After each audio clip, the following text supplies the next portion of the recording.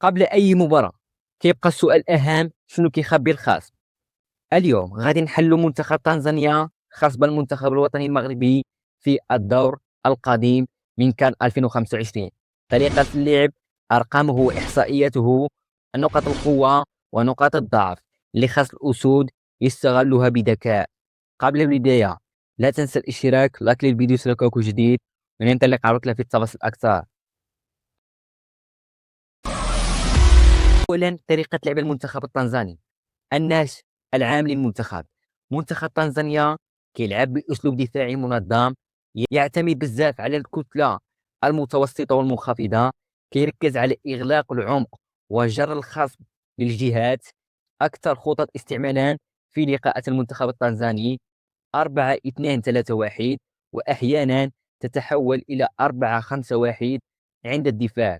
الأسلوب الهجومي، هجمات مرتدة سريعة، التمريرات الطويلة نحو المهاجم، واستغلال الكرة الثابتة بنجاح. إحصائيات المنتخب التنزاني: نسبة الاستحواذ منخفضة 35% إلى 45% في كل لقاء. معدل التمريرات الناجحة متوسط.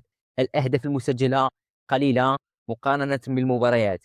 يعتمد أكثر على الكرة الثابتة. أخطاء الخصم: منتخب يلعب بواقعية وما كيغامرش بزاف، وللأمانة سجل في 3 لقاءات في دور المجموعات. نقاط القوة عند المنتخب التنزاني: انضباط دفاعي، خطوط متقربة صعب اختراقه من العمق، الالتحامات البدنية، قوة في الصراعات الثنائية، الضغط القوي قرب منطقة جزائه. المرتدات: سرعة في التحول من الدفاع إلى الهجوم، خطورة في المساحات.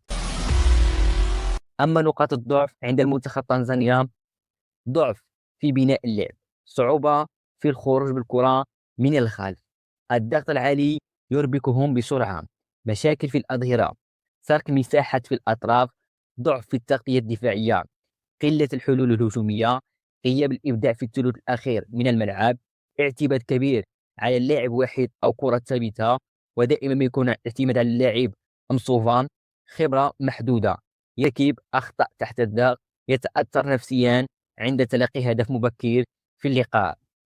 كيف يمكن للمنتخب المغربي استغلال ذلك؟ مفاتيح الفوز المغرب في اللقاء ضد تنزانيا: الضغط العالي منذ البداية، اللعب السريع على الأطراف، التسديد من خارج منطقة الجزاء، التسجيل المبكر لكسر التنظيم الدفاعي لتنزانيا. خلاصة: منتخب تنزانيا خصم منظم ماشي سهل، لكن بأسماء والجودة والخبرة المنتخب المغربي عنده كل الإمكانيات لحسم المباراة لصالحه. شنو الرأي ديالكم؟ في كتشوفوا خطورة منتخب تنزانيا؟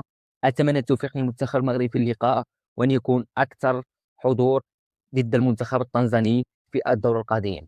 هذا هو كل شيء من هنا، لا تنسى الاشتراك، لايك للفيديو يوصلك كل جديد، وإلى اللقاء.